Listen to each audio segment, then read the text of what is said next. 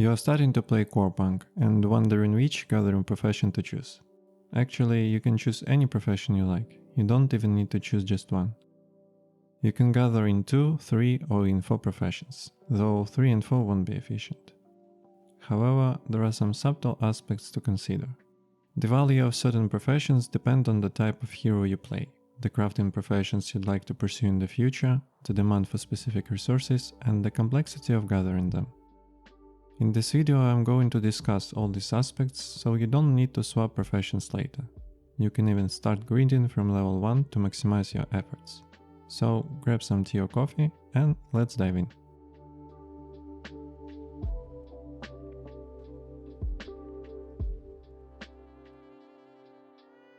Let's start with an overview of the gathering professions. Corepunk features 4 gathering professions: mining, logging, herbalism, and butchering. Mining, logging, and herbalism each have 3 different types of nodes providing unique resources. Butchering follows a similar pattern. Throughout the early, mid, and late game you'll encounter various animals, such as wolves, turtles, and bears, each offering its own unique resources. Each gathering profession has its own development path, yet they share common features. Starting at 0% efficiency, there is a 5% chance to fail while gathering. This failure rate decreases by 1% for every 20% efficiency gained, reaching 0% at 100% efficiency. At 40% efficiency, you can gather from the same node twice and have a chance to obtain rare resources. At 80%, you can gather 3 times from the same node, and at 100%, you have a chance to gather epic resources. The key issue is that you can't have 100% gathering efficiency in all professions simultaneously. The 100% is divided among all professions. For example, you could have a 40-40-20 split, allowing you to gather rare resources in 2 professions, and have a 1% lower failure rate in the third. Alternatively, you could have a 80-20 split, enabling triple gathering in 1 profession and a 1% lower failure rate in the second. However, the 80-20 split isn't optimal.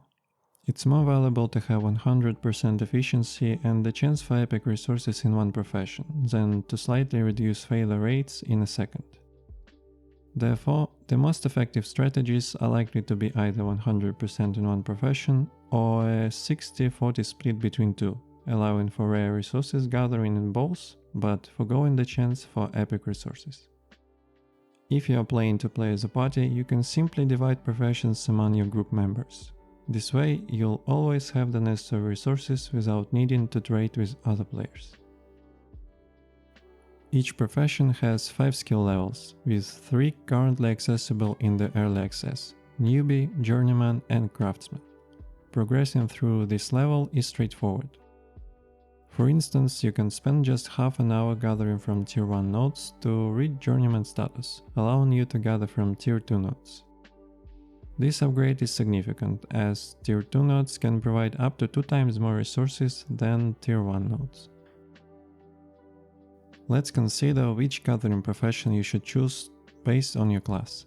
For example, if you choose a legionary and want to play as a tank, defending your party, absorbing damage, and controlling enemies, you'll need a lot of armor.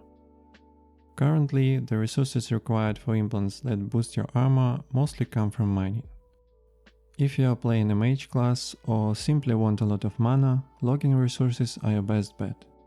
For healers who need high health points to survive boss encounters, resources for implants boosting healing, shields, and health points come from mining and herbalism.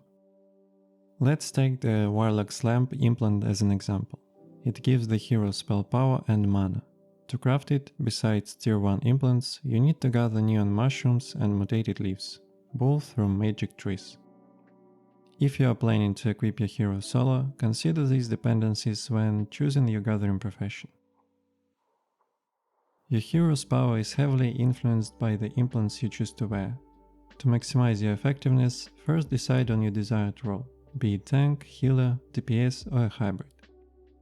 Then select implants and focus on main stats that align with this role. Once you've determined the resources needed for these implants, choose gathering profession that will provide those specific resources. This strategic approach ensures that your gathering efforts directly contribute to enhancing your hero's capabilities in your chosen role. I have a comprehensive video about implants. If you haven't watched it yet, check it out after this video to understand why implants are crucial for your hero's power. Now let's consider your choice of gathering profession from the perspective of your intended crafting profession. There are 4 crafting professions: construction, implant crafting, weaponsmithing, mysticism, runes and chips, and alchemy, consumables. We already touched on implant crafting, so let's focus on weaponsmithing. Different weapons require various resources to craft. Bows, for instance, need resources from all gathering professions. The same goes for launchers used by blast medics. Clothes for shamans, spears and shields for legionaries primarily require resources from mining and butchering. If you plan to craft weapons frequently, choose the weapons you'd like to make. Then select your gathering profession based on the required resources. Mysticism, represented by chips, uses resources from all professions, but Tier 2 chips specifically require mining isotopes. Likewise, runes need diverse resources, with Tier 2 runes requiring elastic membrane from butchering.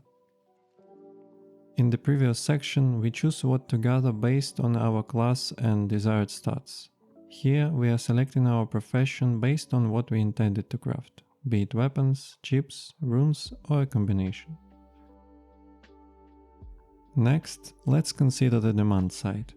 Mining is the most sought after profession, as its resources are used in many areas.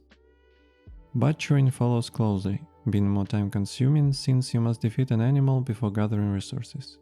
Many players choose gathering professions that don't require combat, which can lead to a shortage of butchering resources in the market. If you choose butchering, this shortage might give you an opportunity to dictate terms when trading with other players. Logging and herbalism seem less popular. Perhaps the developers should adjust this. While there is a balance in the resources required for implants crafting, mining resources dominate in weaponsmithing and chip crafting. That's why we often see chat messages from players looking for mining or butchering resources, offering logging and herbalism resources in exchange.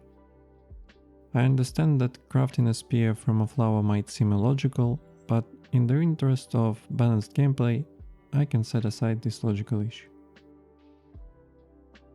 To summarize, your choice of gathering profession may depend on your class, crafting goals, resource demand, and gathering complexity.